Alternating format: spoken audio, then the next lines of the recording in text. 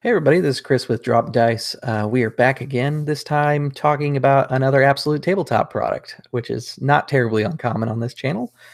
We're actually going to be playtesting the newest Kickstarter, Shadows over Driftchapel, which is taking place in the setting of Gloam. Think kind of like my channel's featured Blades in the Dark, kind of like Duskfall or kind of an industrial Europe kind of feel with tones of like Cthulhu-esque terror inside there, but a little bit more leaning towards like the fantasy side of things. So it's still going to feel like D&D, unlike Blades of the Dark, which feels more Victorian.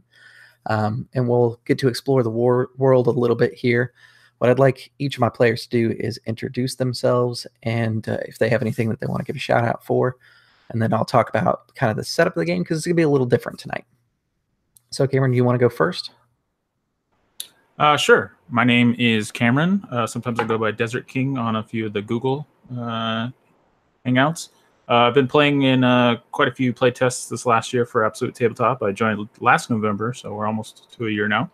But I don't have any channels or anything. Been a sleeper agent, kind of doing some quiet, under-the-radar stuff. I'm really happy to be here.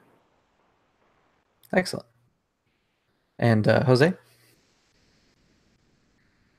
everybody, my name is Jose. I got the YouTube channel D20Say, and like Cameron, I joined AdTab last year, so I just started playing pretty much RPG games then. Do you want us to introduce the characters now or wait? I'm sorry, say that again for me? Do you want us to introduce the characters now or wait? You can go ahead and introduce your character if you want. Okay. Yeah, today I'm playing Alexander Smith, pretty much known as Alexander the Mad. He's pretty much a tinkerer who, like, nobody believes that his inventions can do anything. So he's trying to prove that, you know, like, that he can do something to try to help people, especially with this crisis going on. Okay. And Cameron, can you introduce your character real quick before we get too much further? Absolutely. I will be playing Jarek Dustfall. He is a gnome who is trying to pass as a human since the Gloam has started, and humans have kind of changed the way things work. He's sort of a drifter from job to job. He runs the gamut of anything that'll pay good coin. He's not afraid of a fight, but he certainly does like to skedaddle before things get too crazy. Excellent. And Nathan? Nathan, I have a YouTube channel, but haven't posted anything on it in years. I've been playing tabletop games for about a year now. More first edition than fifth edition because I don't have a home group and I'm just now getting into the online gaming scene. Been with AbTab for probably about 6 months now, checking it out and enjoying the group. Everyone's positive and willing to help. I'll be playing Vito Ravencall. He is a half-elf warlock, touched by the Gloam. He does not exactly know where his powers are coming from. He has the suspicion that the Gloam has seeped in there. He's studied the Gloam, trying to stop it from taking over him because he's got a haunted past due to it. Excellent. And Vadis, you want to go next?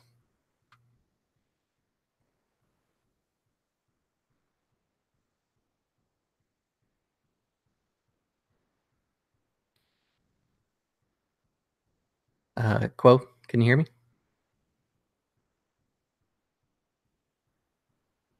If you can hear me, you are currently muted. Oh, okay. Looks like there might have been a glitch. We'll see if he comes back in. So I kind of warned these guys up front just to give any of the viewers who are watching kind of a preview of what this is. This game is a preview for the Kickstarter that is out. This will be kind of a teaser, and this will leave at a cliffhanger. What I would suggest is if this takes your fancy, follow the link inside the description box on this video and go ahead and back the project. Once the project becomes released, I'll be in contact with these guys to see if they want to continue the adventure. So I'm looking to turn this into a very long-gapped two-part adventure for when it comes into release. It's kind of been a common thing that some of the other people that are playtesting we're kind of doing the same thing where we're leaving it cliffhangers. So make sure you check out some of the other channels. I know Mini Terrain Domain just did one, and this Kickstarter itself just got featured on Geek and Sundry. Quo, are you back with us? Yeah, back here. Cool. So I'm Quo Vardis on the Facebooks, and I will be playing today Bazadad, who is an acolyte of the Crucible. He's somewhat anachronistic cult who's been pushed to the edges of civilization since the advent of the globe and the waning of magic in the world. And he's a light domain cleric, and so they worship the sun. But there's been a messianic revelation since the machine, and now they worship the boiler, the furnace, the ability of man to harness the latent energy of the earth and rekindle the magnificence of the sun. Excellent. All right, so the Shadows over Driftchapel takes place in the Barony of Strand. It's a rain-soaked coastal region veined with rivers and wetlands. Its borders the Trawler's Bay. Strand is controlled by Baroness Yesenia Foxglove. Baroness Foxglove is most famous for her bloody rise to power, in which she killed her father, 3 brothers, and husband to gain her power. You guys are aware of the watery horrors that emerge from the seas and marshes in the time with Gloam. Hearing these stories is unsettling, but not uncommon. You also heard of rumors of a coven of witches practicing illegal and profane magics inside the area. From rumor's sake point, it seems like it's in the Erwile Bog, but really, no one goes out there. So let me get to where I am. And just like I did for, I just want to give a disclaimer, just like I did for the Frozen King, this is entirely ad-libbed so that we can see how good this thing works when it's entirely ad-libbed. All right.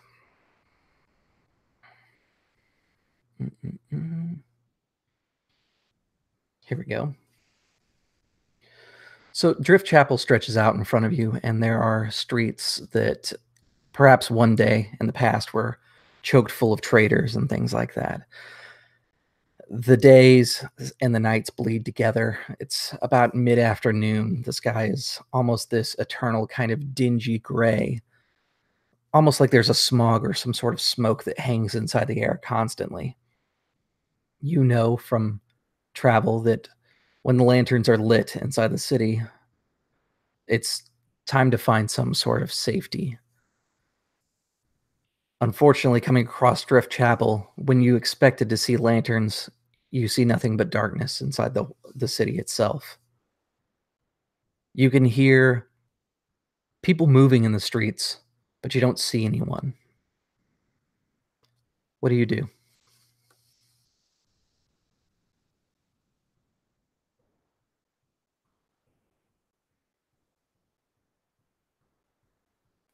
What do we see exactly?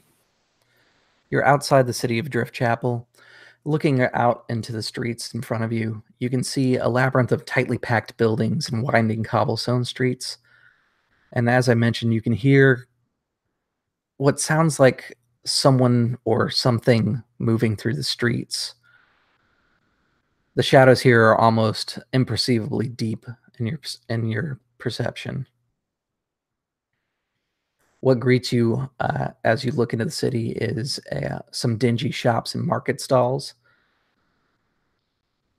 And you can see a little further down that there's an intersection with a statue of a older man with a cloak and a thick beard. He seems to be stepping on something. You see Vito just standing there, kind of looking over the town as best he can, what he can see, and not necessarily looking at anyone in particular or any of the people with him. You just see him kind of look over his shoulder, and What did we come here for again? No, wasn't that. Why are we here? And just not really talking to anyone in particularly. So that is a good question. What has brought you to Driftchapel? Let's go down the line and talk to each one of you.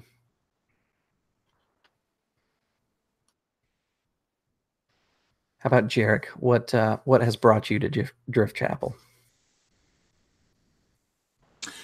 Jarek is constantly trying to outrun his own shadow. He moves from place to place as much as possible. As soon as he gains a reputation, good or ill, he moves on. He doesn't like to be known. He doesn't hide his identity per se, although Jarek is not the name he was born with.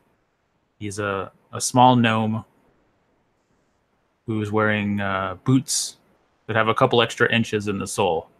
And he uses minor illusions to kind of keep up the act of being taller. He wears a large kind of a tri-corner hat. And he has come to Driftchapel hoping to find work. He enjoys being a gun for hire, but he's also not above piracy, not above being hired as a mercenary or a bodyguard. So he is hoping that Driftchapel, for all of its woes and problems, will need a man like him.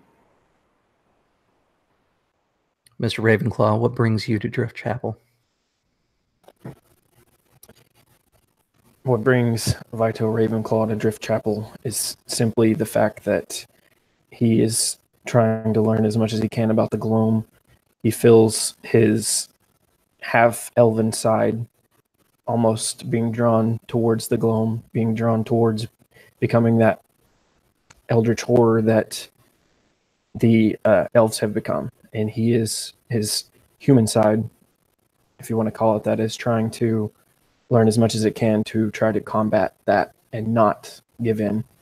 There's something inside of him that calls to be let out, but he knows that it's evil and he will do anything he can not to let it out. And to do that, he must explore the Gloam and figure out what exactly it is, or learn as much as he can. Cleric Bazardad, what brings you to Driftchapel? Well, like others in the party, he also seeks to understand the Gloam, and like a wandering spark from a fire, he's a pilgrim on the perimeter, seeking to find way to defeat the Gloam or hold it back as its shadow falls across civilization. So yes, he'll see the town before them and stand forth and say, "Lo, a shadow has fallen across this town. We must kindle hope in the people and help them find salvation." And he would attempt to summon forth the power of the sun and call forth the light from his holy symbol when these introductions are done, of course. Okay. And Mr. Smith, what brings you to Driftchapel? Well, Mr. Smith is there because he's pretty much tired of all these people just like counting on guns to like take care of everything and people killing each other over stupid things. And he wants to show the world that with science and tinkering, there's more better alternatives to free us, to make us safer, to not be afraid of the Gloam. All right, excellent. Just jotting down some notes, don't pay attention to me. Out from the streets, you can hear what sounds like this rustling sound, the sound of someone moving through the streets. It is gathering. There's sounds to the left, to the right. Whatever it is, it's coming closer to you. Clericus Bazardad, you said that you would like to bring forth the light. Is that correct?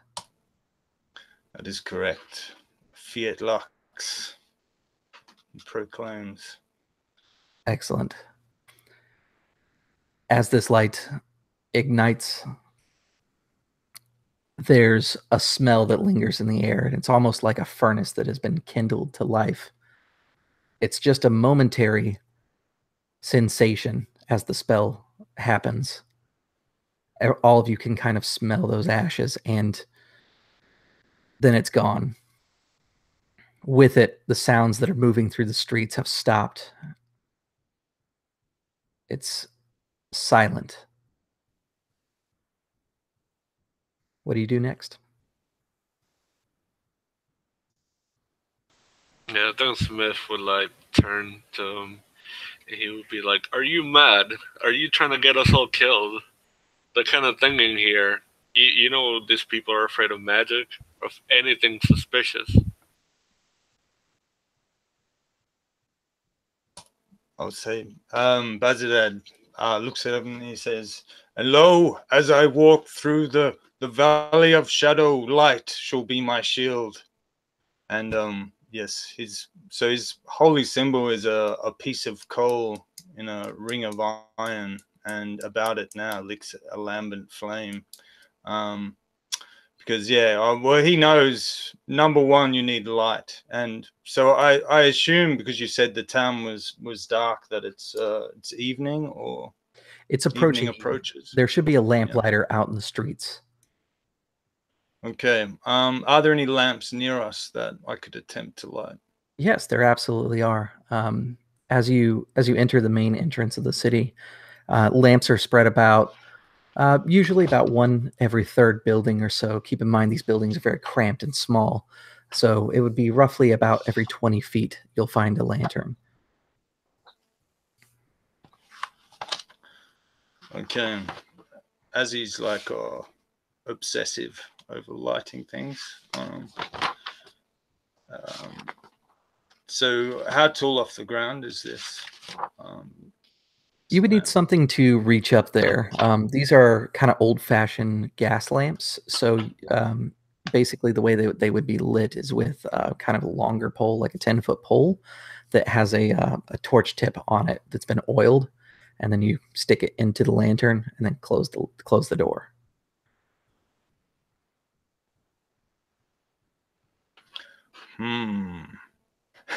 If you've got any creative spell use, that could probably also work.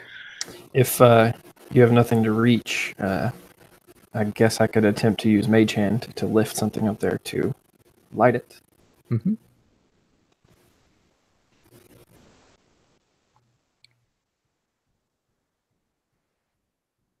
I think it's fair to say that Mage Hand could lift up like a torch, probably like a more burnt down torch, not like a full-size brand new one.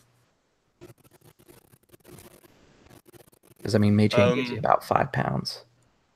Perhaps if you could work open the glass pane upon the lamp, and as because you said they're fully enclosed, right? So we've got to open it up, and perhaps while he's doing that, I will light a candle. Okay. It doesn't take very long. The doors are open.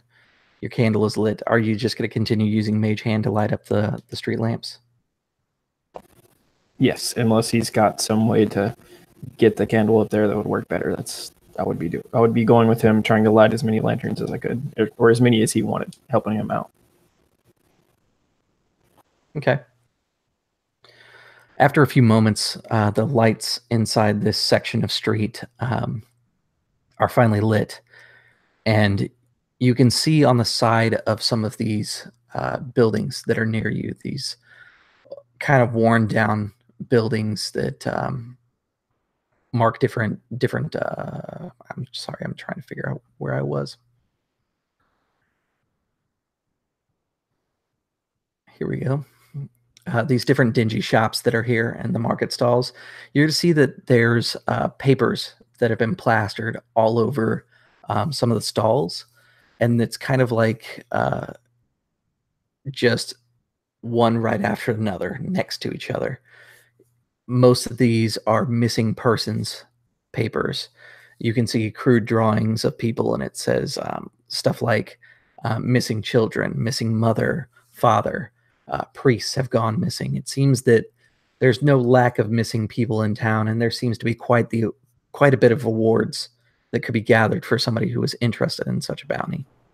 Yeah, Jarek will immediately rush towards the wall once the lights are available, looking for the highest reward he can find, kind of perusing, checking, maybe grabbing one off the wall, wadding it up if it doesn't look like a high enough reward, finding another. Aha! So with the gloam around, gold is pretty scarce. So what does your character consider to be like a good amount of reward? Is he literally looking for the one that's got the biggest on there? And he just keeps, like, he'll find one that says like 100 gold and he goes, okay, this looks good. And then all of a sudden he sees one for 105 and he throws away the 100. Correct, absolutely. So it's a constant kind of upgrade to him. He'll keep, maybe the top 2 that he finds and then toss the others over his shoulder. Okay. Uncaring to who that person was that was missing or what that paper was worth to the person looking for them. Absolutely. So, let's see. You find a flyer that's in a little bit better shape. That whoever they hired to do this drawing was someone of skill. It's not like a family member probably drew this. This is a drawing that was done by skilled hands, and it notates it as Captain Mitcher. Captain Mitcher is a name that you recognize. You've heard stories that he's the man that you'd want to contact inside this town for work. Being kind of a traveler on the road, you have some knowledge of the right kind of people that you should approach when first entering town, and Captain Mitcher's one of them. It seems that he's been missing for, if you can trust the date on the flyer, for 3 days now. He's going to hold it close to his eyes, kind of as if he were maybe farsighted, and he looks at it again, a little farther away. Smells it. Ah, this ink is fine. The parchment is high quality. This is the one. Also, this man. It is someone we should look for. He is important. Even if the reward poster was not enough to say so. I have heard of his name before. And he'll proudly show it to the rest of them. Looking it over, it's in common, so all of you, I'm sure, can read it just fine. But you'll see that the reward that's offered for him is 2,000 gold, which is quite a high reward.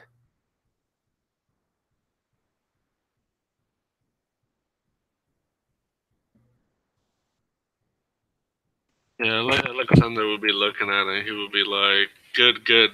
This is a way for us to prove ourselves and maybe make a name for ourselves in this town. Plus, gold is not bad.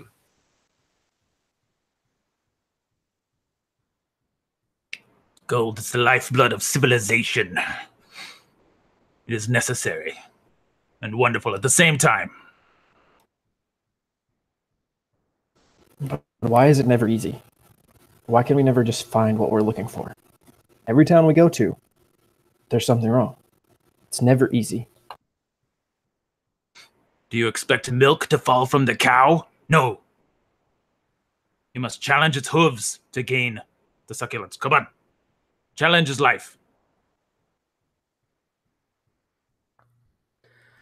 You press forward into the streets that bend and twist.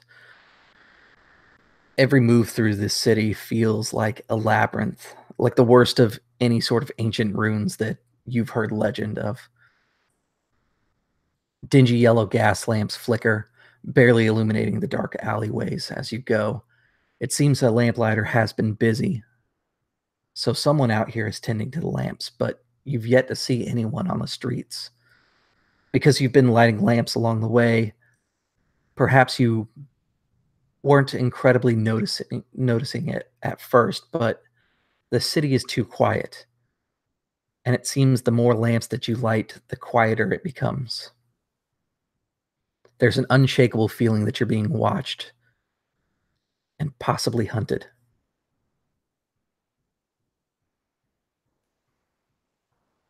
Would you allow... Down that court's darkness, there is a sickness here. I can smell the gloom seeping through these buildings and these people.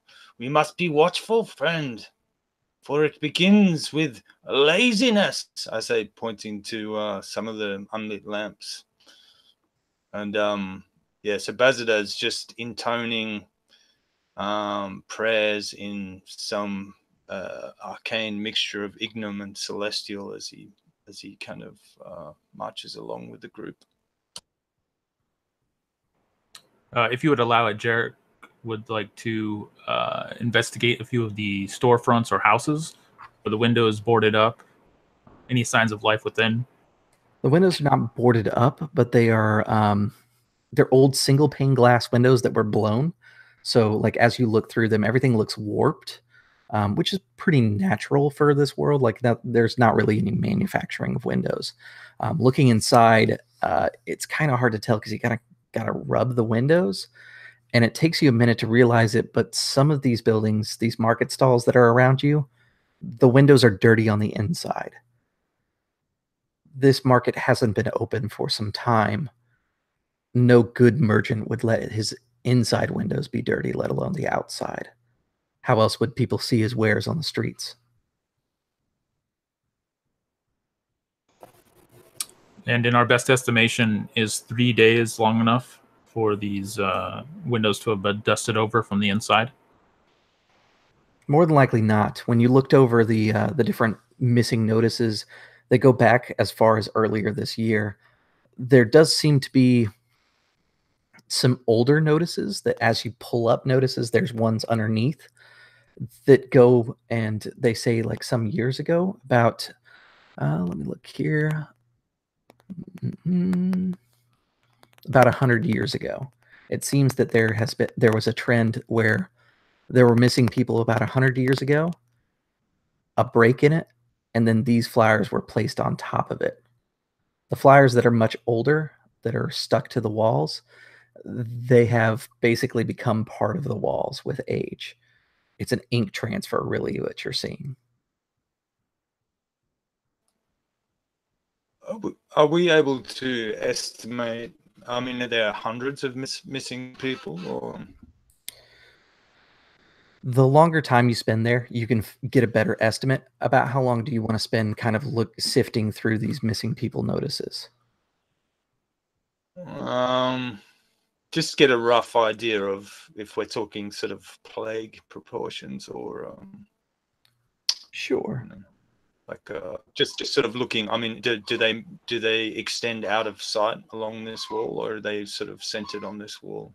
It seems that all these signs have been gathered on one wall. When you look over to the other buildings, this is a wall that's shared between two of the larger shops, and it kind of runs from one side to the other.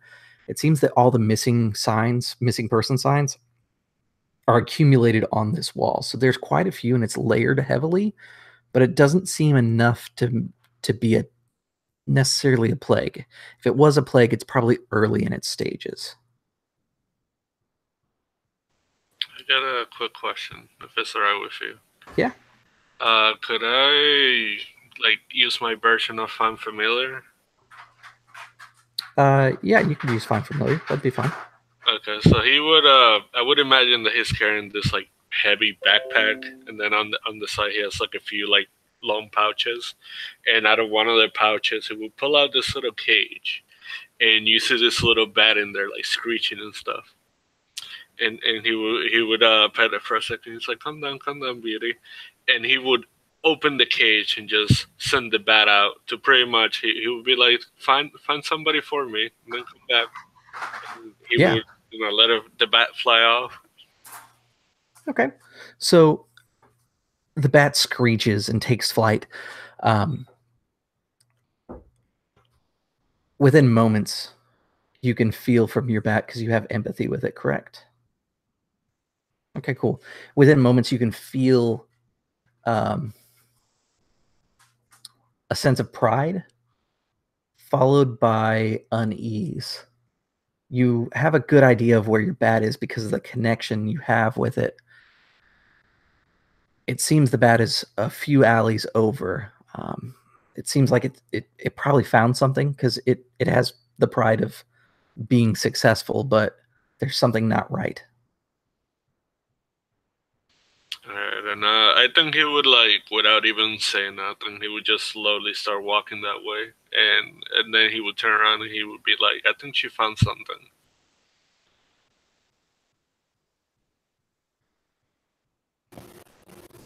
Can I tell if any of the sounds were coming from where he's walking towards now?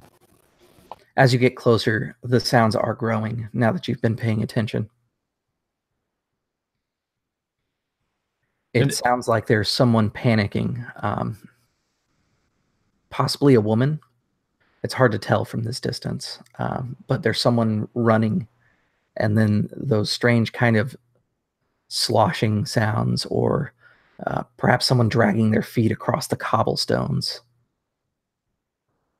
And this is in the street adjacent, beyond the buildings we're standing near? Yeah, it's a few alleys over. Okay. Looking to the others, Jarek will kind of nod in the direction of this bat that kind of flew up. I have seen strange things, but no stranger than this. Let us find what's going on. We will never get to a bounty. And he's actually going to try and scale one of the buildings to use the rooftops if possible. Perhaps climbing up one of the drain pipes. Are these like 2-story buildings or taller?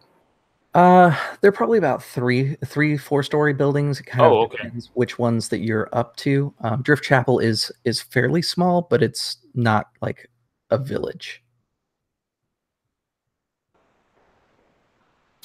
Yeah, I mean, you'd really like need an athletics check just to make sure that you get up there, because think of it kind of like industrial age England. So the roofs have a very high pitch on them. Oh, the steeple, yeah. All right, that'd be a total of 14. Cool. So you scramble up to the top, and because the way the roofs are designed, there's a really high pitch, and then there's a flat part on top. We see you kind of like scumble your way up to the top and pull yourself up. You can see where the bat is. It's circling, and then it darts up and darts back down, and it's clearly trying to indicate something, but without having a real connection with it, you're not really sure. For Mr. Smith, the feeling that you have has turned to panic.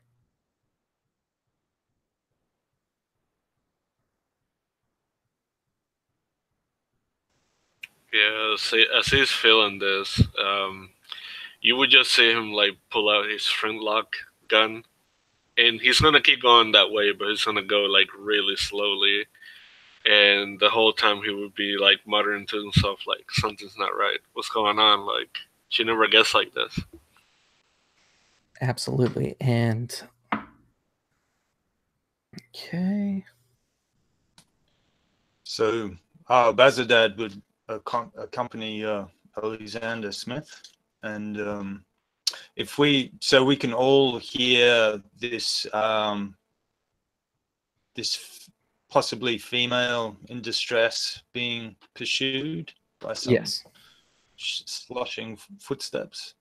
Well, he would lift his voice, booming out into the night, and he would say, "If you flee the terrors of the night, come this way, child, and we shall shelter thee." Probably drawing the attention of all sorts of undesirables. Jarek's going to recoil and kind of like slink down, glancing around, seeing where this yelling came from, and then like put his hand to his head, and so he'll try and stay out of line of sight. But maybe this will draw the right kind of attention. Absolutely. What we'll see next is the alleyway. The bat is above it, and I want to give you an insight to the bat and what's going on that our viewers would see. The bat has lost control of its limbs. They are acting on its own. That's why it's panicking.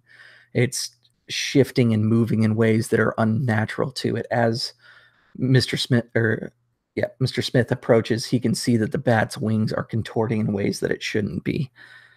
There is a woman in front of you with mousy brown hair. She's very young, and she carries a lamplighter's staff, which is more or less a hook on one side to open the glass and a candle wick on the other side. It's designed so that you can hook the glass door, open it, and then light it. She has a cart full of other accessories. It looks like there were possibly more lamplighter's. There are about 5 of these lamplighter staffs in the street, extinguished. You can hear the sounds of possibly whispers, chattering and chittering noises from the darkness. She's quickly darting from left to right, trying to light these gas lamps. The lamp that she's trying to light, as you approach, she's trying to hook the door and she can't get it. And finally, in frustration, she slams the back of the staff into it, breaks open the glass, and then whips the light around to light the lamp. What do you do next? Do we see any of this as we're coming around there, or is this just what the viewers would see? You see her from the moment she slams into the to the light to be able to light it. Does she have more? Do I notice that she has more lamps that she's going to try to light as she's coming? Yes, she is definitely trying to light these lamps. And you can see something lurking in the shadows, some sort of creature of the gloam. Well, creatures of the gloam, I should say. One more question. Are they... Can I tell if the lamps are locked or not, or what I know? Or, I mean, is it something that you have to latch? You've messed with so far, it's locked. So it's pretty safe to assume that these ones are locked. And you saw her get frustrated with the lock and just smash one. Gotcha. Well, if I know they're locked, then I won't do anything. I'm going to come around. Vito's going to come around the corner, hearing some of the sound, and try to slip into somewhere where there's shadows and kind of use his one with shadows ability and just kind of disappear, just to kind of watch what's going on being unseen. Okay. Would I be able to see like anything in the hallways that, you know, like the shattering was coming from? You can make out these figures. They kind of appear to be possibly made of it's hard to explain. They're like a lump. They don't really have any distinguishing features to them. They are dark and hiding inside the corners. They look almost like they're some sort of liquid, as you can see these little things stretching out from them. Gotcha. Yeah, at this point, like, Smith would be like beyond furious because, you know, like, Beauty is his pet. He had her for like a long time, and he don't even know what's going on, especially with that lady jumping all over the place. And he would reach to his pouch and he would grab this really small box and he would throw it their way, and it would start hitting, like, it would hit one corner of the hallway, then the other, and land by them and open up, and you would see, like, I guess some liquid come out of it, which it would be like him casting slow. It would, like, the liquid would splash all over there. Mm-hmm. Okay. So as you get close enough to do this, the splash happens. The young woman turns and sees you, and she says, "Please, light the lantern. It's the only way." And she's trying to move over to the next lamp.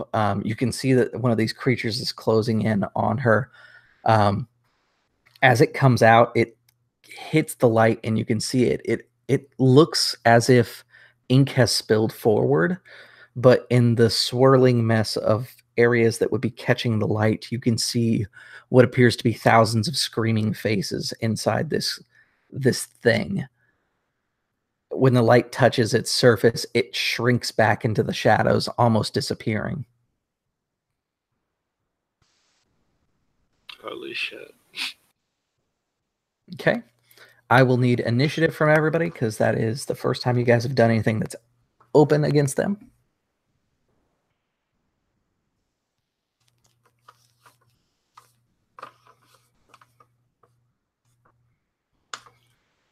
And then, Chris, I haven't played with you before. Do you prefer if we type our results in chat or say them out loud?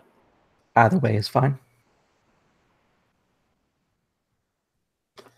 I like games to be both the roleplay aspect and the game aspect, so I'm totally fine if we acknowledge that there are some rules to this story. Okay. 3, 6, and 13. All right. So the good news is the lamplighter takes the initiative. She darts over to the other side of her cart. You can see that she's trying to light the lights that are closest to her cart and her supplies first. She lit one that would be on the left-hand side of the cart and has now darted to the right-hand side. She's going to make an attempt to open up and light this this candle here, which... Okay. She is unsuccessful in lighting it, but she is able to at least get the doorway open. And she's shouting to you. She says, light the lamps. They don't come back when the lamps are lit. I can't believe they were late. The city should have been lit by now. And she's like frustratedly opening up this lantern.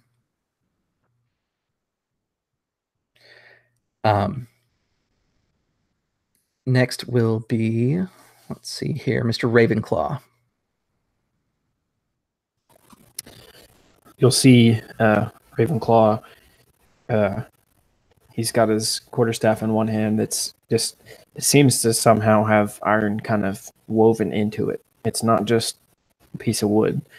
It almost looks as if the tree grew around some iron, and it's got iron woven into it. And he's got that in one hand, and you see in his right hand, you see in his left hand, he reaches up and around his neck, he's got a petrified Ravenclaw, and he's going to grasp that. And as he does, he's going to look up at the closest lit lantern to the closest creature to her, and he's going to cast thaumaturgy on it and try to brighten as bright as he can, get one of these flames to brighten up as best he can to see if it can push one of these creatures back. Absolutely. Now, I did forget one of my mechanics here, so I am going to do a little retconning because it helps establish kind of the theme here for Jose, because you threw the vial last time. You got a good look at one of these things. What I need you to do for me is roll a d10. That's fine. Now, when you told us to do initiative, I thought you were going to make me do that, because that's why I said, oh shit.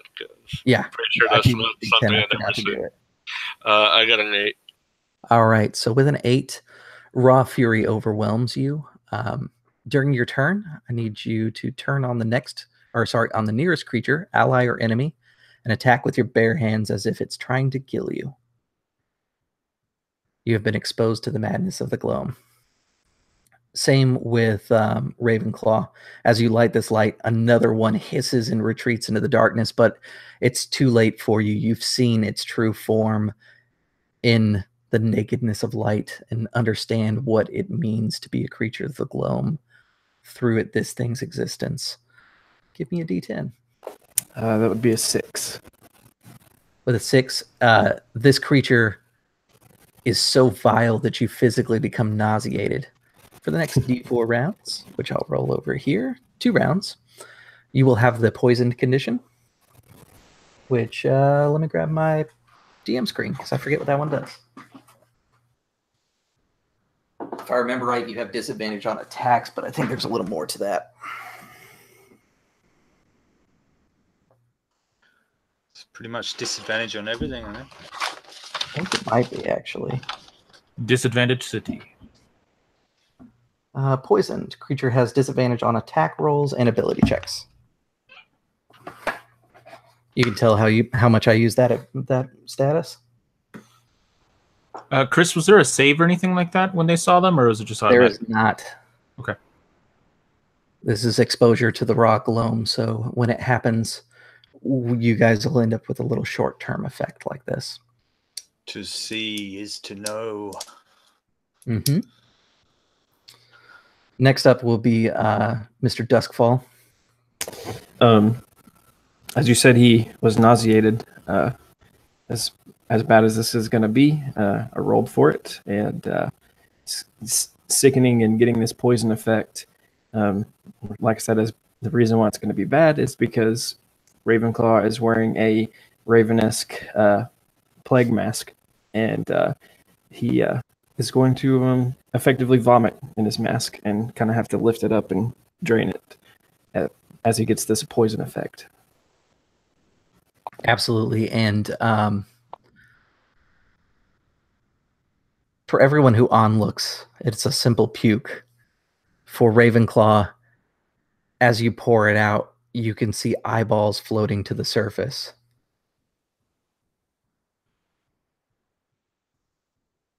So next would be, like I said, Mr. Duskfall. Are there any lanterns within 10 feet of the rooftop that Jarek has vaulted to?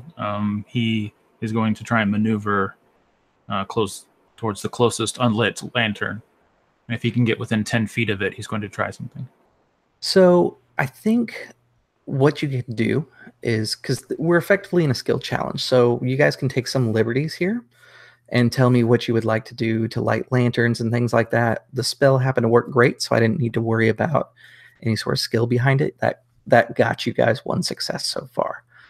As far as one that's 10 feet away, I don't think there's one that's necessarily 10 feet away.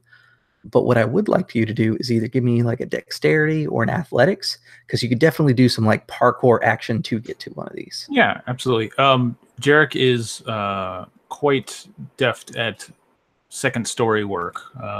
For one of his jobs, he was a burglar. So he is going to do some parkour a la acrobatics to leap down from maybe a third or fourth story building down to maybe a second story building, where he sees a lantern just off to the side. So he has a +6. It's an 11 on the die, so 17. All right, with the 17, you are successful. You leap from building to building, and then as you approach this third lower building, there's a moment where your heels slip out underneath you, and you hit your side, and your hand runs. These clay tiles that line the roofs come shattering down to the ground. The noise is enough to start pushing these things from the gloam back. As you kind of are launched off the rooftop, you grab onto the pole with both hands and swing yourself up so that you're able to light it. That will count as a success. And just mechanically, although maybe no one else sees it, he doesn't have anything to light the lamp. What he does is glances around very quickly. I did not think that I would be a lamplighter as a profession. And then he like snaps his fingers using prestidigitation to light it. Excellent. So next up will be Mr. Smith. The effects of your madness will end up taking effect. The closest to you is actually one of these things. You kind of feel the rage boiling over you, and you start looking around for something or some way to strike out. And you see this inky tendril mess next to you. Oh god, well he would definitely not even knowing if it's like friend or foe, he would be like, "Get away from me, you foul creature," and he would like swing at it. I rolled an 8. All right, with an 8, unfortunately, that is not enough. The creature shirks back, and it's one of those things like it's trying to hit a creature that's made out of liquid. Your fist comes in and it forms around your fist. And then it suddenly reaches out to grab at you. It's actually these things' turns. So what it's going to attempt to do is grapple you. So let's give that a go here. So that's an opposed athletics check. It got a 12. I got a 9. Okay. So with a 12, this thing starts to swallow you up like a slime would consume you, and you can feel it pulling on your arm.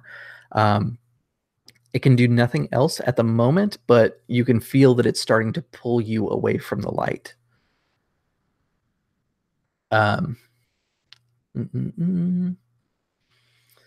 Now that you are being pulled away and your eyes are adjusting, you can see that there are several other of these creatures, and like clockwork, one disappears, one disappears, one disappears, and then they start appearing in other places.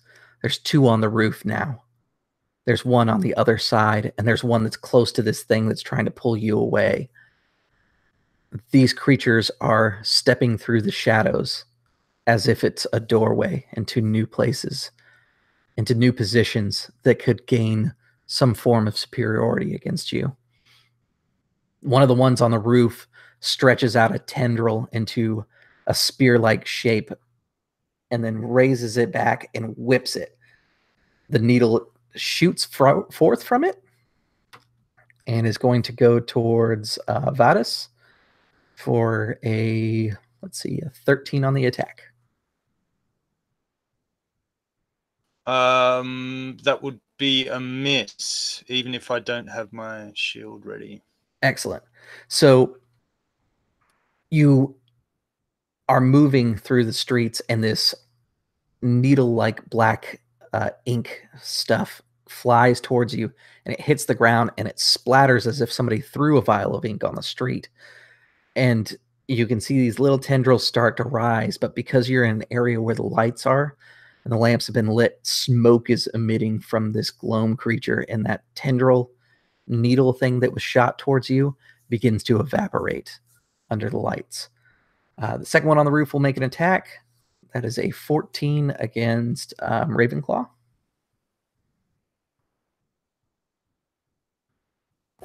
That is my armor class, so that hits. Excellent. This gloam spear will bury itself into your shoulder. And do you happen to carry a flintlock weapon with you? I do. Excellent. When this thing hits you, as I mentioned, it kind of splatters. Like the point goes into you and does the damage, which is going to be 2 points of damage.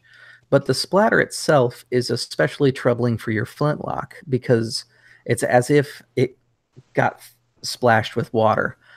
You know that a small amount of water will make it harder to use the flintlock.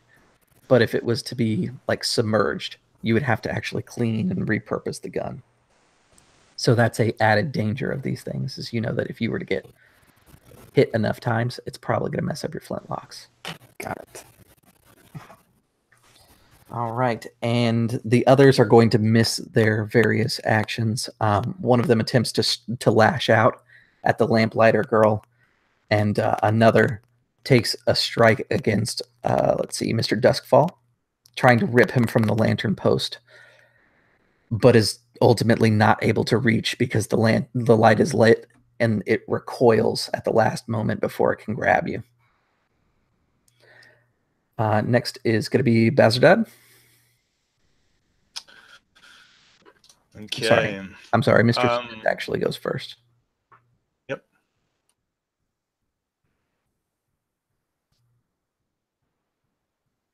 Alexander Smith goes next.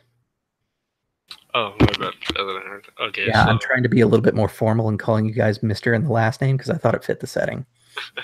So that thing has me inside of it, grappling pretty much, right? Yeah, it's grappling you and attempting to pull you away. Can I do anything, or? Yeah, you can absolutely, like, you can break the grapple. You can just attack it if you want. It's a standard grapple, so I mean, anything that you can do in a grapple, you can do to this thing. So if I wanted to, could I use Thunderwave? You could, but I would say it would be at a disadvantage because you're in a grapple. I gotcha. Let me see. Damn. Okay, I think I know what I want to do, but would I be able to? Oh, I don't think I would be able to miss a step if he's holding me, right? Again, with a disadvantage on, or actually, sorry, no, you wouldn't be able to. It wouldn't have a disadvantage because it's a misty step. No, I don't think you're going to be able to misty step. Okay, well, I'll try to attempt the thunder wave. He would pretty much try to pull out like a thing out of his pocket. It's like a little vial, and he would crush it, and it would do like a thunder strike noise. Absolutely. And I believe the wisdom save on that is it's a con save of 15. Okay. So since it's a save, what I'll do is he'll have advantage since he's grappling, and it doesn't do him any good. He got a 13, so you break this thing off, and it's thunder through a liquid, so you can see it ripple and writhe underneath the pain. How much damage do you do?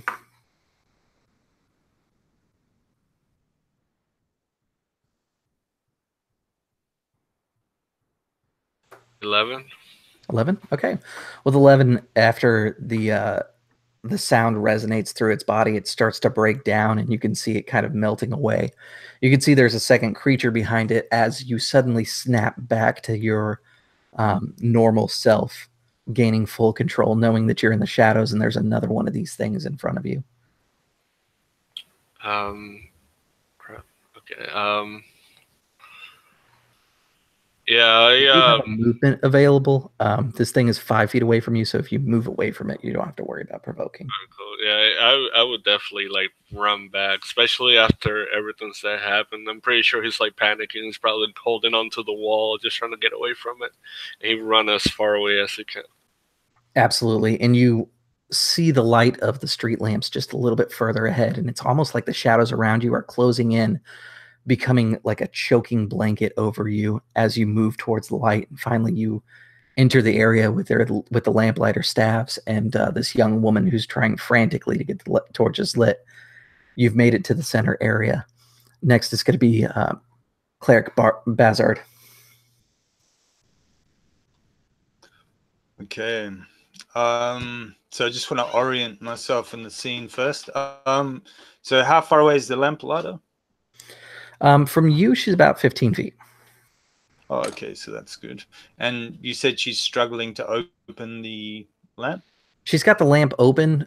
She's just so frantic in her mess that she's not able to actually light the light. But there is a lamp that's open that you could take advantage of. Okay. I think what he will do. So he kind of shrugs his arm into his shield, realizing now that these things can shoot at them from the perimeter. And then he raises his mace up, and his mace is sort of topped with something that's kind of a mixture of a cog and a sun. And he calls out, "The glorious lamp of heaven shineth still behind the obscuring cloud." And he's going to cast daylight. Cool. So that will be a 60-foot radius, a sphere of light. Excellent. And the best way I can describe this is it's almost like anime, where there's the big flash of light before the bad guy gets destroyed. So like everything is super white. We can see the outline of these little like glow muck creatures. And then there's like little black lines as they get incinerated into the daylight. It gives enough time that you're able to light the lanterns, and the young woman is wiping away the sweat. Oh, jeez. Wow. Thank you. Listen, I don't want any trouble, but thank you. The other lamplighters, they were late, and you can't keep these things back without light. Well, their punishment shall be severe. Perhaps next time you will begin to light the lamps earlier. Yes, of course. Hopefully I can find more lamplighters. To be honest, I don't know why I'm still in the city, but Driftchapel's my home, and if I can at least light the lamps, I can keep it safe that way. Thank you again. Don't worry, I'm not going to tell anybody what I saw tonight. But those creatures, the Shadowlings, they're everywhere, and they're not the only thing in the streets. Just be careful. And she holds out a lamplighter staff to you, and she says, this might be helpful in case you find yourself in a bad situation. As all this is going on, you see Vito's he's at this point seeing the bright light come in and getting these things. He's pulled his hood down and he's taken his mask off, and he's pulled some type of cloth out of his pocket. He's trying to clean the inside of his mask as best he can, and you just see he keeps looking over his shoulder, just like, I knew I shouldn't have ate before I come here. You don't have to tell me. Every time something like this happens, you guys just berate me, and you guys just don't shut up. And he's not talking to any of you guys. He just keeps looking over each shoulder and saying things like that, like there's someone standing behind him talking to him, and just downing him for throwing up in his mask. Now that the momentary lapse in your sanity has passed, when you look back at the bile that you puked up, the illusion of eyes looking at you is gone. Knowing the gloam, it was probably a trick. She, the young woman, after a few moments, puts her staff in the side of her cart, and she says, "I'm sorry, I'm Portia Brown, lamplighter." And she wipes off the oil from her hand and she extends it out to you.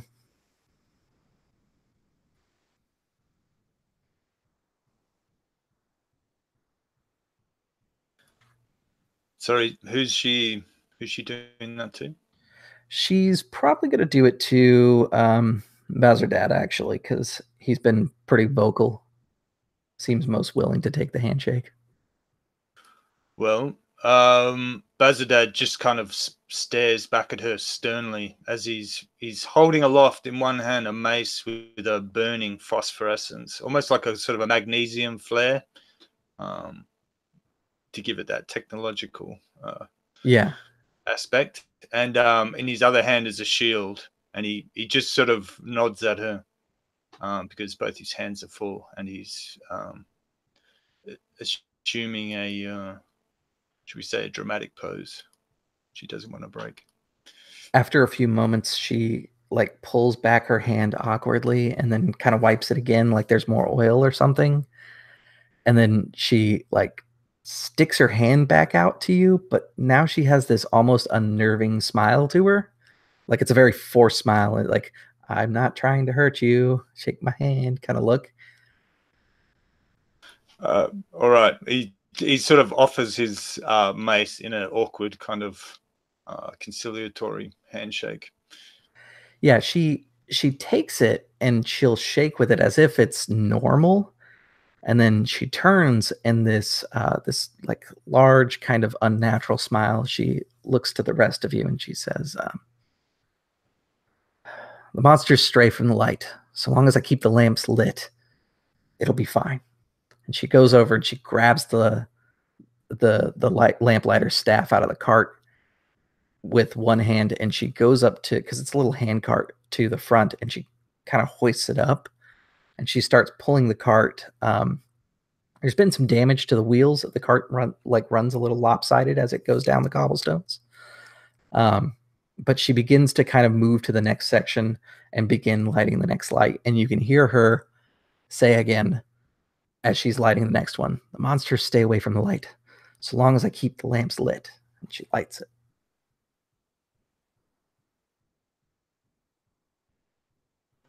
So we're out of danger now? Yes. Jarek will slide down the pole as if it's the most natural thing in the world, dusting off his hands. And he looks after the girl as she's walking away. This town. There is no way they are going to pay these bounties. They don't even pay the lamplighters anything. The most vital of jobs. This town. What is madness? Not like him. And he's pointing over at Ravenclaw. But another kind. And he's starting to look around, seeing if he could poke at some of this darkness or the sludge, or if it is all evaporated. Looking for these. It's all been burned away in the light. What did you call them? Shadelings, or what are they? Darklings? Shadowlings. Shadowlings. Okay. Mm-hmm. Cool. He's very curious about them. They've been burned away in the light. There's no real proof that they were even here once the daylight spell has eradicated them. She makes it 2 more lights down. She's still kind of fairly close to you guys, about 20, 30 feet away at this point. And she turns and the smile is gone and she seems instantly much more lucid and aware of what's going on. And she says, "Stay the lights. People have gone missing, you know." Smiles again. And then looks kind of confused at the lamplighter staff, like it doesn't belong to her. Looking her over, in the fury of the fight, it was hard to really pick up on these details, but she's wearing men's clothing that are 2 sizes too big. And she has a worn-out flintlock pistol that is more expensive than a lamplighter could ever afford.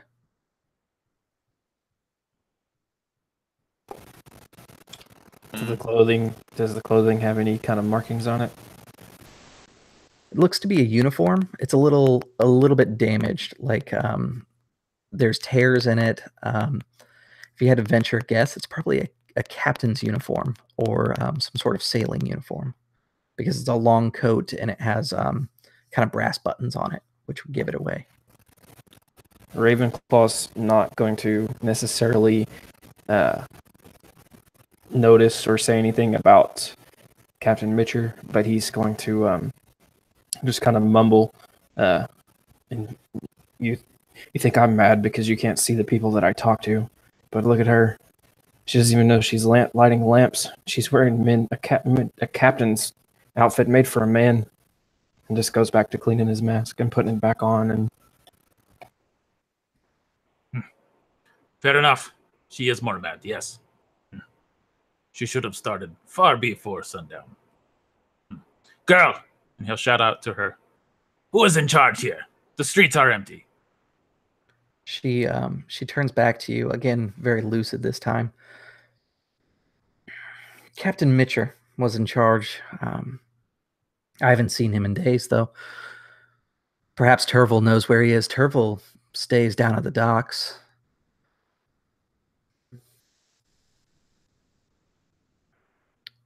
I'm sorry, I must go light the lamps. And you'll notice that her staff is unlit as she continues on. It's burned out. Wait. And he'll hurry along to help her light her lamp. He's a bastard, but he's not that much of a bastard.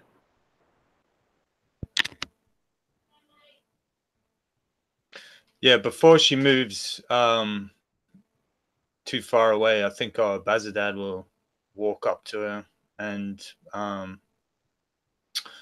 he'll say, "Once we knew the secret to the ever-burning light, but now the furnace runs cold and gloom seeps in through the cracks. But do you want to know a secret? That fire is still within us."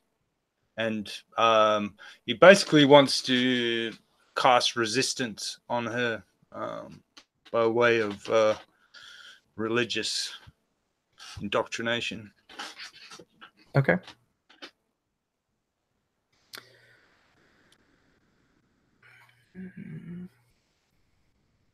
Give me an Arcana check or religion check, whichever.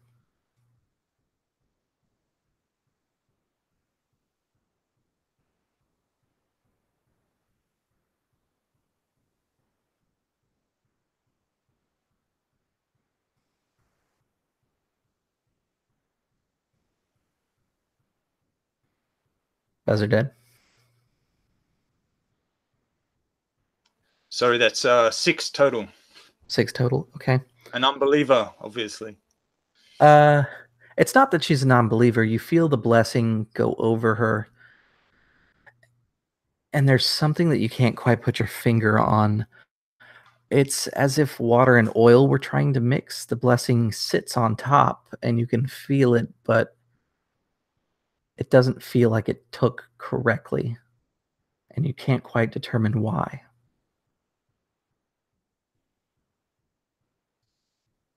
I think he'll turn to Jarek and then to the rest of his companions and say, should we not see these last lamps lit? Perhaps, yes.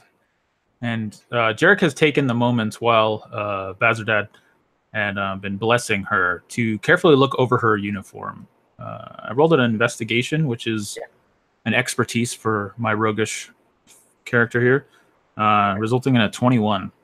Excellent. With a 21, the uniform itself, it comes from the north. It is a captain's coat that would belong to the Northern Navy.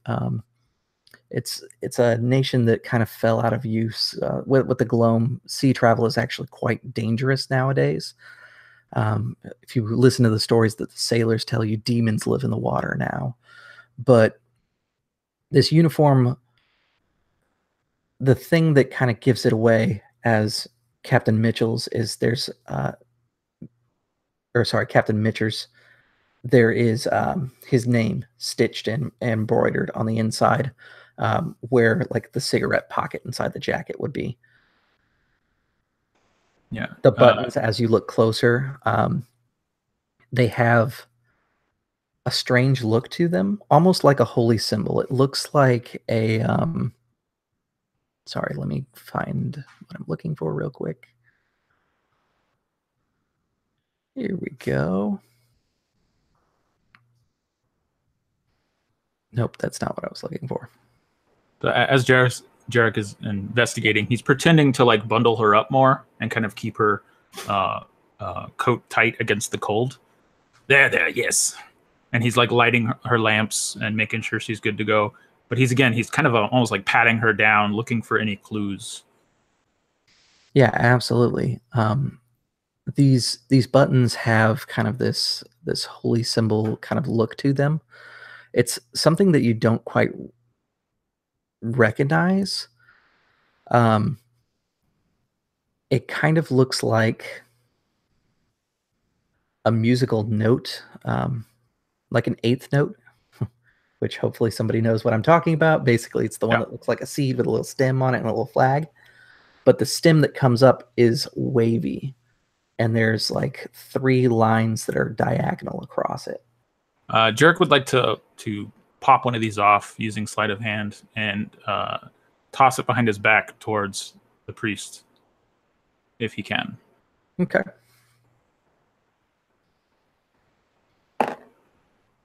12. Actually, make it with advantage because she has a few things wrong with her. That's an 18 then. Okay.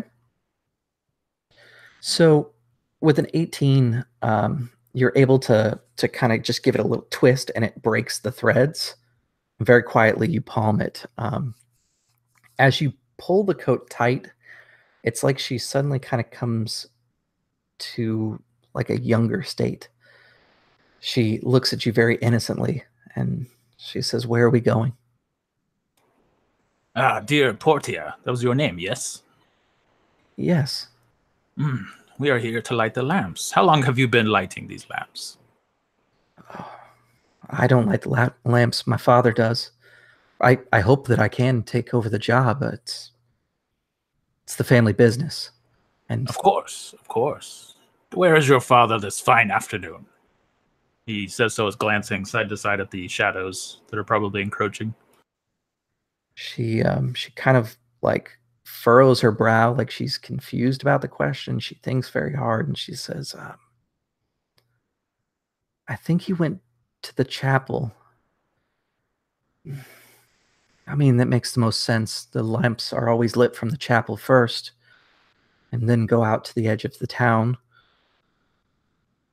Are you going with Father? I think we are going with you. We are going to finish this street with you, and then we will loop back around. Why don't you show us to the chapel? She We will looks light around. all the lamps on the way. Yeah, she looks around and then she seems very confused and she says, "Oh my, Father must have missed these lamps. Yes, you're right. We should light them. I don't want Father to get in trouble. Captain Mitcher is kind of strict, but it's for our good." Oh, worry not. We know this old goat, Captain Mitcher. We will speak softly to him about your father. He is fine. Is that your father's jacket in which you are clothed? She looks down at it and she says, and then you can see her shake her head, and that kind of like determination comes back into her. And she says, "It doesn't matter whose jacket this is. We must light the lamps. It keeps the monsters back." And she looks around and she says, "Damnable lamps." She moves to the next one. She's closing closer to the temple, but it's almost like that childlike innocence that was there is gone now. She's back to kind of this, we have to light the lamps to live kind of mentality. Could Jarek handle... he's going to hand the button to Bazardad. What is this? And he's kind of looking over the little symbol, hands it to the priest.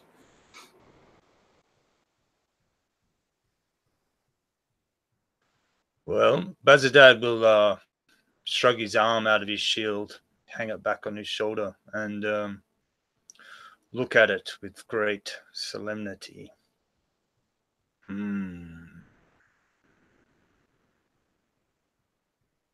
Okay. A button. I don't know. Do I recognize the symbol at all? You know what? I don't think there's going to be a roll because this is important for our story. Yes, you do recognize it. You don't recognize it 100%, but your faith is old, and quite possibly, at least if the rumors are correct, it's been around since before the Gloam. You know of some things associated with the old gods. You know this to be an old god's symbol. You can't quite put your finger on it, but quite possibly relating to the sea? That seems right. It's a captain's jacket's buttons. But why the musical note as the icon for this god? You can't quite put your finger on. A trinket of the old world. Perhaps the song of the sea. And he'll hand it back. Could I see that for a second? Yep, he'll willingly hand it to anyone interested. I was wondering if like he would have like a pair of glasses, the ones that you can like zoom in with. Yeah, And like jeweler's lenses. Yeah, and he would look at it, and it's pretty much him using detect magic. Okay, yeah. So looking the button over, there's nothing magical about it. It's a mundane button. I gotcha. And since I have the glasses on, I can detect magic. If he takes like a quick glance, will he like see anything glowing or? Not unless the party has anything that would cause them to glow for you. Gotcha. Yeah, he would just like zoom in a little and then like take off the glasses. He would be like, huh. Okay. The end of my mess is glowing a bit. Yeah, you would notice that Jarek has some minor illusions, probably. You see a book strapped to Ravenclaw's side, just kind of glinting a little bit. It's an old-looking tome.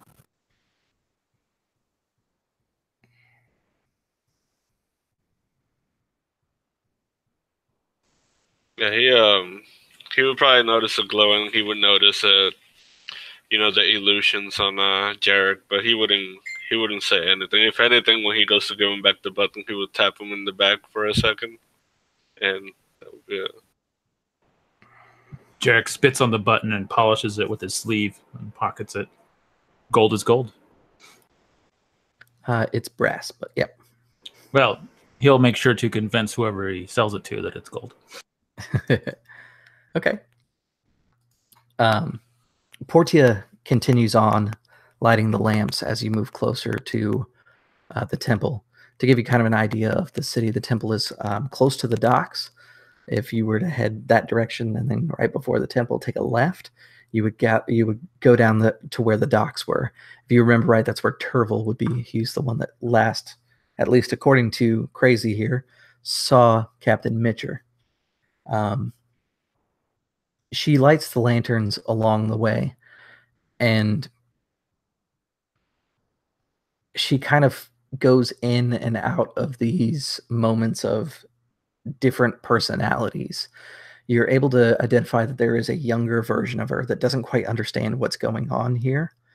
It's quite possibly the truest version of her. It seems like the mental level of that personality is appropriate to her age now that you've been interacting with her and kind of have an idea that she's probably around 15 or so.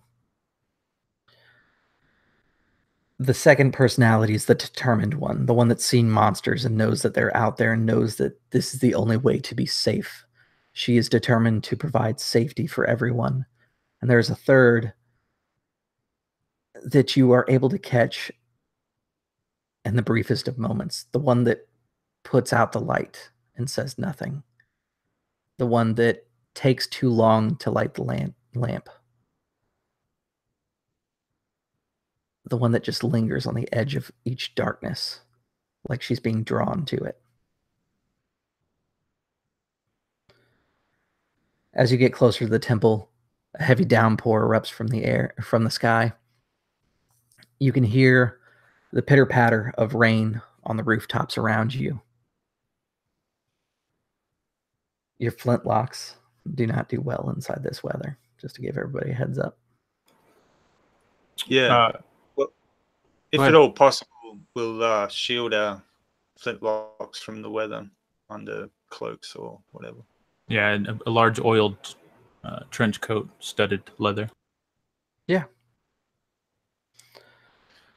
Let's see here. And as you get closer, you can hear the growling of a mangy, starved wolfhound. Its hackles are raised. It's blocking your path to the temple, growling and barking at you, like it's looking for something, and that something is probably an easy meal. The personality of Portia shifts to the one that is lingering towards the darkness, and she begins moving towards the mongrel. What do you do? Jarek wants to shoot a glance towards Alexander. It does not have wings, but, animal. And he'll nod towards it. Good. Yeah, I would imagine by now, like, after everything happened, he would have put Beauty back in the cage. And he would, like, take out the cage again and pet her a little. He'd be like, here, girl, I need you to do something for me. And he would pretty much whisper for her to fly, like, above this dog to try to, distract it. Okay. I figured you were going to do what Cameron was saying there, that you were going to do an animal handling, but let's see. I think what we can do... that special. No, it's okay. I think what we can do is the bat could definitely do it. I'm just trying to think of a way that we can make a skill related, and then just using like the bat. Give me a dexterity with the bat, and then we'll make it against a number, and that'll make sure that the bat A doesn't get attacked and captures its attention for B. I'm not sure how that happened, but I got a 20. A 20? Okay, that's fantastic for the bat. It kind of darts around the dog and catches its attention, and it takes it down an alleyway. You can hear footsteps coming from that direction where the bat has taken them, and there's a moment of surprise in the emotion that you feel from the bat. And then you know that the bat is coming back to you. As you get closer, you can see down the alleyways that wolfhound went, you can see it frozen in the alley, and you can see that there is a mob of people several streets over down this alleyway that have pitchforks out and torches. They seem to be out for blood.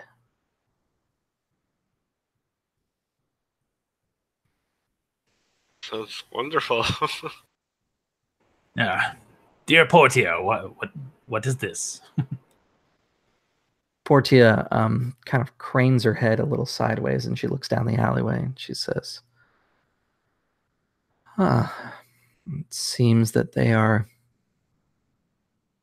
looking for them. But whoever's been taking the people, that is, or whatever has been taking the people. And she, like, taps the staff again, and the light goes out.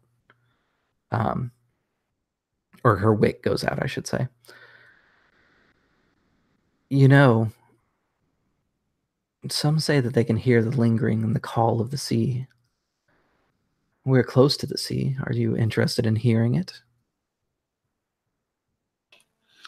Bazadad will click his fingers and he'll say, "Not the song of the sea, the call of the sea, of course." She turns to you, and that strange, contorted smile rises up again, and she says, "Yes, the call of the sea." And you can hear what sounds like waves breaking. You're not close enough to the water for as loud as it sounds. That feeling of someone watching something in the shadows flows over you again. I'm going to keep your initiatives. That way we don't have to roll another one. The first up is going to be Mr. Ravenclaw.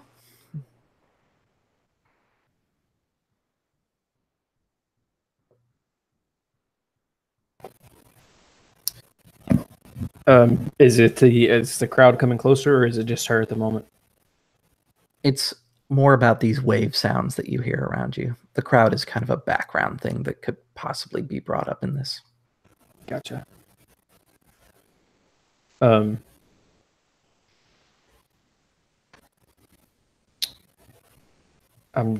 just gonna step back from her and just I'm thinking that maybe this crowd is coming looking for her. Maybe she's the one taking these people. And I don't really know what to do. He's kind of at a loss. He's kind of reeling from finding out that that's, seeing that that's Captain Mitcher's jacket, and now she's talking about the sea, and she seems to be pushing us towards the docks and the sea, and I know the stories of the things they say come from the sea. So I'm just kind of taken aback from all that we've heard and seen, and absolutely just going to step away. This thing emerges behind her, almost out of her own shadow. It crawls on all fours, and it's almost as if the joints move in unnatural ways. The front legs are curved forward, and the elbows come out like this. And it stands up, and it has this form that appears much like a humanoid frog. Its mouth is open, and you can hear the sound of waves coming from its throat. It's, I forget what that's called. The thing that's underneath the frog, the croaker thing. It's filling up with air as the sounds of these waves come out, and one of these clawed hands grabs her by the mouth and pulls her towards it. It has to make a save because it's also crazy. Let me do that real quick here. All right. It has grappled her, pulls her to the ground, and then with its hooked webbed fingers, it plucks out an eyeball and throws it over to the side as if it's looking for something in her skull, and begins burying its hand into her. Next up is Mr. Duskfall. She does not scream. She has that twisted smile on her face, and she seems to kind of accept her fate in a very unnatural way. Okay. So yeah, the topic of the hour is the daylight has faded. Yeah. Wonderful. That's what we get for being nice folk.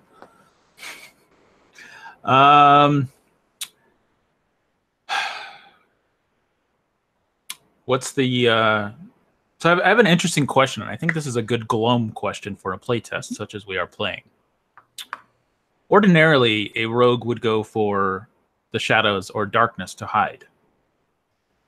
In this kind of topsy-turvy world where the shadows are the bad things, can I use a stealth check in the light to hide from them? You know what? I like the idea of it, and these things are kind of frog-like. Frogs tend to be a little bit more light sensitive, so I think that in this circumstance, that could work. All right. Well, Jarek will dart towards the nearest lamp. Is it lit or unlit? This would be one of the lit lamps because you're trying to use the light to your advantage. Cool. He'll dart towards it, use the bonus action to stealth. Mm-hmm. That is a total of a 17. Okay. So my idea here is it's like you've darted towards the lamp and you're kind of drawing its eyes to you, and then you move, like you block the light for a second and then you flash it with the light. The same way that it sounds terrible that people in the hills hunt frogs with flashlights. That's kind of the effect you're doing. The tactical strobe. Yeah. Yeah. Exactly what I was thinking. And there's like this moment where it hisses and it loses sight of you for a moment. And so you are stealth from it. In that moment, he will pull a flintlock, hoping that it has not been ruined from the rain, and loose a blast upon this creature. All right. So what I need you to do is give me, let me just double check what the rain does for the flintlock. One of those wonderfully eternal raining towns. We are near the sea. Give me a percentile check. You can say high or low, but basically 20% chance that it will not work because the powder's been all right. So 20% is the bad. So okay. I'm gonna go for high. And I got 72. All right, so that means your powder is good and your flash will work. All right, so I have a flintlock rifle. It is a D10. So attack roll. So I've got some good news for you. The playtest has actually updated that rifle. It's a D12.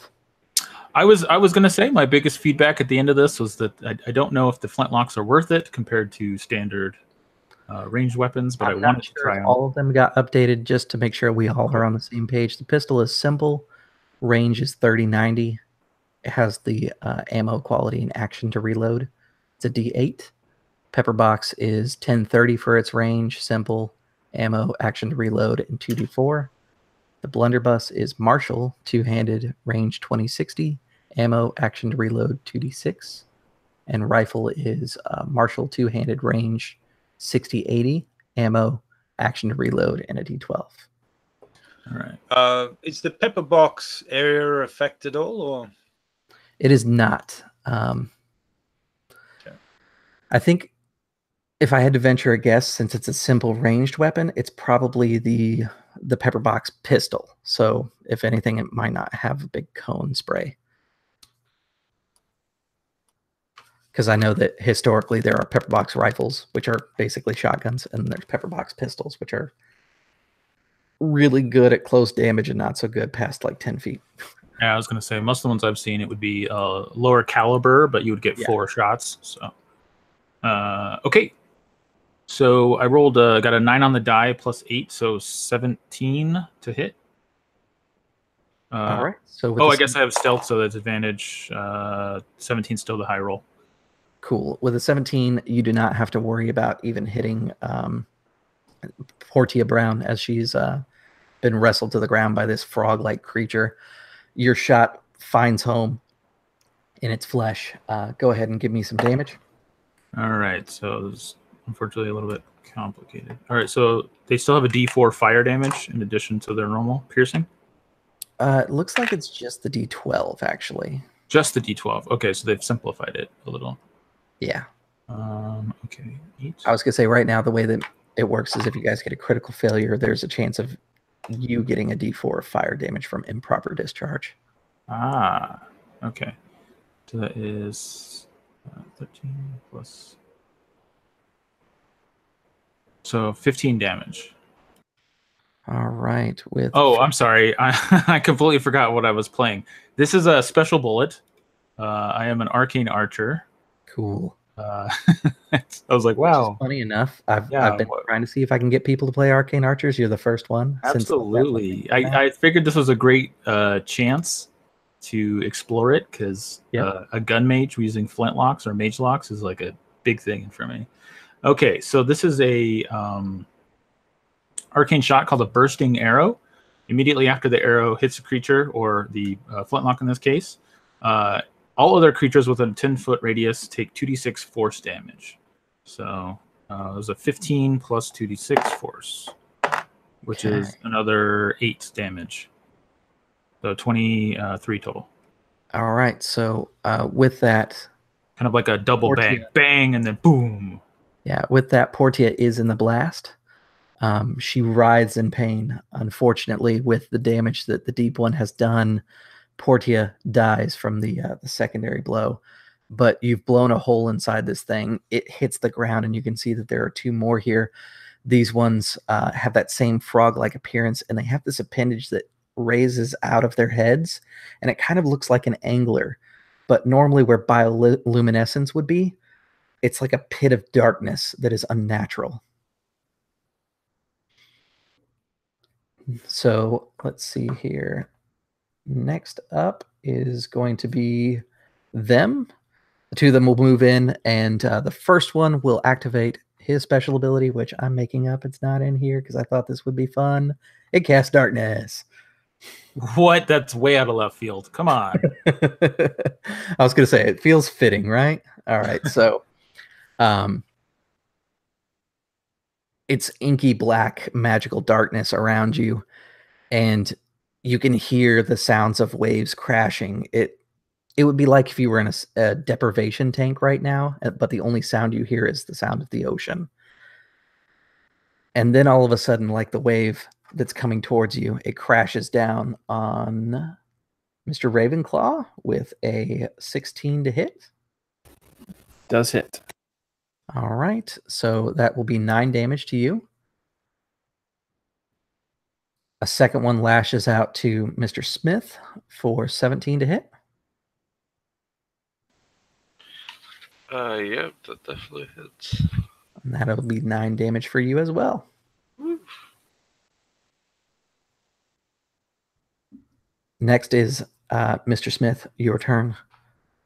The magical darkness is enveloped you. All right, let me see, what am I gonna do? Alright, he's pretty much like, he can barely see, but he's gonna grab out of his like little pouch like 3 small boxes. He's gonna throw them in the ground, and they're gonna like open up, and you're gonna see like a little like light flicker, and it's pretty much like a small, not a music box, but like a small light box that, you know, like you would see the movies back in the day when, and that would be his mirror image. Okay. And then he would, you know, as the images pop up of himself, like, around, he would try to get back to the light. Okay. Give me an intelligence check, because it's strange being in this stuff, and this will basically be you making it out of here and being able to hold your internal compass long enough to basically go in a straight line so you hit the edge. Gotcha. I do use my proficiency on this one. Yeah, you can. 15. All right, with a 15, you are able to break free of the darkness. When you emerge, it feels as if you've gotten out of the water, but you're not wet. Like that heavy feeling when you come up out of water. That's the kind of feeling that you get when you leave this darkness. Gotcha, like cold, shivery, heavy. For like a good solid second as soon as you leave, and then all of a sudden it's like you're in normal air. Nothing's happened to you. It's just a strange feeling. Next up is Cleric Bazardad. Well, Bazardad is adrift in the darkness, and he can only hear the soft, slippery sounds of these fish people about him. But standing up straight, he says, "In the beginning there was only darkness, and then the eye of God opened." And he summons forth all his faith and calls to the power of the sun. But just to fill in any gaps in that, he also plucks a small round object from his belt, which is like a phosphorescent and specially prepared powder, and he throws it down on the ground, effectively casting Radiance of the Dawn, which is a light domain ability. And so any magical darkness within 30 feet of you is dispelled. Cool. And in addition, each hostile creature within 30 feet radius must make a con save or take 2d10 plus 5 radiant damage, half on a save. So one's got 2, both of them failed on this one. Because I doubt a 7 passes your number. Okay. Well, pretty shitty damage anyway. So that's 12 radiant. All right, with 12, you can hear them hiss. The light expands out, and the darkness is washed away. These creatures have these like streaks over their body where the light has hit, and it looks almost like someone who's been hit by lightning. It's these kind of branching, scarring marks on their chest. They look incredibly wounded, and you can see that they are kind of cowering. They look like they're probably going to try and break free. But before they can even get the chance, if Mr. Duskfall is back, it's his turn. Yeah, the darkness is gone, and do I still have the light of the lamp post, right? Yes. Okay. A little bit of a rinse and repeat. He's going to kind of survey the area, looking for the most threatening enemy he can find. Is it still a large frog? Yeah, there's 2 of them. They both look really badly injured. In fact, I don't think you need to really use the light. I think you can kind of play towards what the cleric just did and use that as with his radiance. Okay. Yeah. Cool. All right. I will go ahead and blast these guys. Oh, no, I'm sorry. I have a flintlock, and I cannot fire it twice in a row because it has a reload action. Mm-hmm. Well,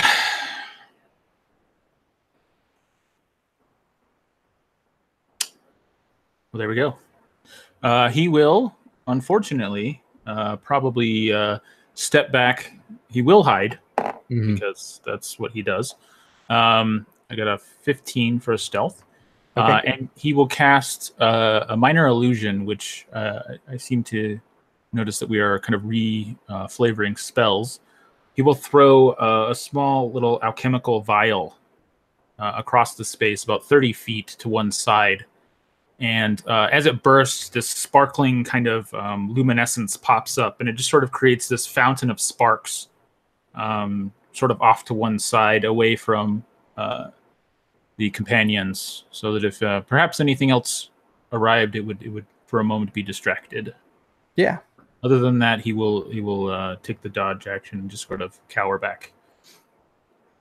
All right, and Ravenclaw, it is your turn. Would you say that either of these creatures is within 60 feet? Yeah, definitely. They're about 10 feet away from you. Okay. Through all this magical darkness, when all that happened, he could see Alexander and his attempts to get out. He could see the cleric's attempts. The cleric flashes light.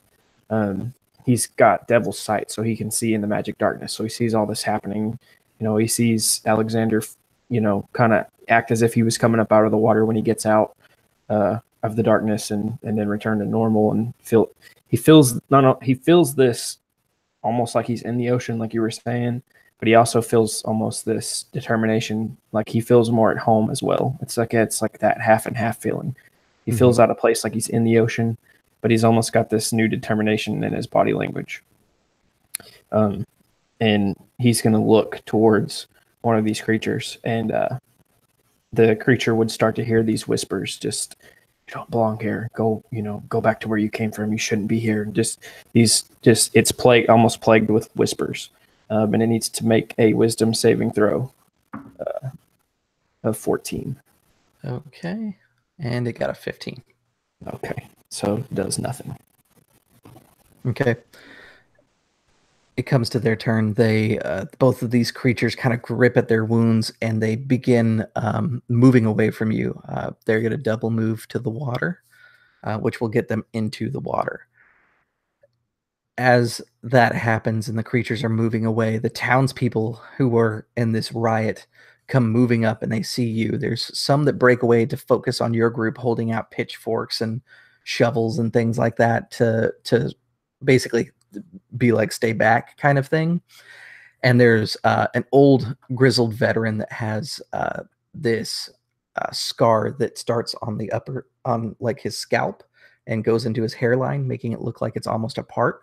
And it goes all the way down his face and branches after it gets to the cross of his nose, down one cheek, and then down in front of his lip, kind of splitting it. And he points towards the water and he says, there they are. Bastards. Who are they? And then he turns and one of the people with the pitchforks speaks up and he says, Terval, they're outsiders. Bazadad would move straight to the body of the lamplighter and see if there's aught that can be done for Eva's wounds. There is nothing that can be done except for quite possibly forcing that twisted smile off of her face and closing the other eye that is still remaining in her skull. Yeah, that sounds like a kindness. And he'll also start to intone the rites, usually reserved for broken machines and busted boilers and stuff, but it'll probably suffice for her as well.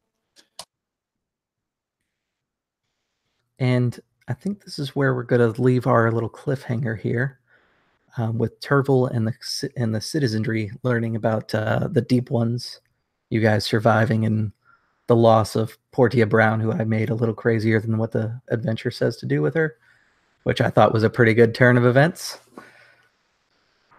You have Terval, who's no doubt. the lead. Just to kind of wrap things up, you guys have Terval, who is the lead on Captain Mitcher, who's missing, and the temple in front of you, or sorry, the chapel in front of you. And like I said, I will get with you guys when the adventure comes out. For everybody who likes what we've seen so far, I took a few liberties, but most of this was done completely by the seat of my pants using the preview from Absolute Tabletop. Literally, I looked at it about 10 minutes while I was at work earlier, sat down and ran it as is for these guys. As you can tell, if I probably spent about 20 minutes, I probably could have been a little faster on my descriptions, but it was a really fantastic tool. If you want to get a full glimpse of what these adventure paths look like, I also have Oath of the Frozen King done a couple times on this channel. My personal favorite and the one I'd recommend for you guys is Oath of the Egg Tyrant, where I did an Easter-themed version of Oath of the Frozen King, where my favorite line of the game is, you are murdering swarms of children. I believe I said that to one of my players because the Easter Bunny Egg Tyrant, if you will, he summoned swarms of children to attack them. So if you're interested in that sort of thing, that's the game you want to watch.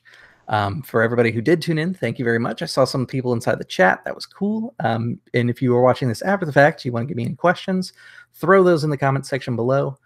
Make sure you like and subscribe to this video.